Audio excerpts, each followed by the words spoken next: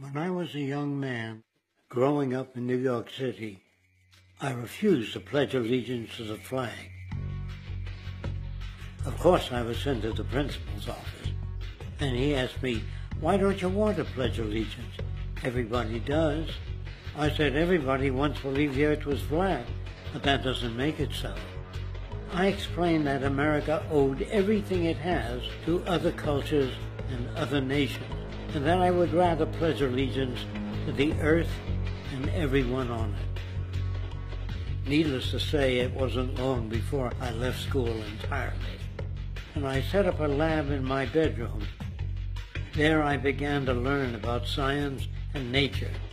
I realized then that the universe is governed by laws, and that the human being, along with society itself, was not exempt from these laws. Then came the crash of 1929, which began what we now call the Great Depression. I found it difficult to understand why millions were out of work, homeless, starving, while all the factories were sitting there. The resources were unchanged. It was then that I realized that the rules of the economic game were inherently invalid. Shortly after came World War II, where various nations took turns systematically destroying each other. I later calculated that all the destruction and wasted resources spent on that war could have easily provided for every human need on the planet. Since that time, I have watched humanity set the stage for its own extinction.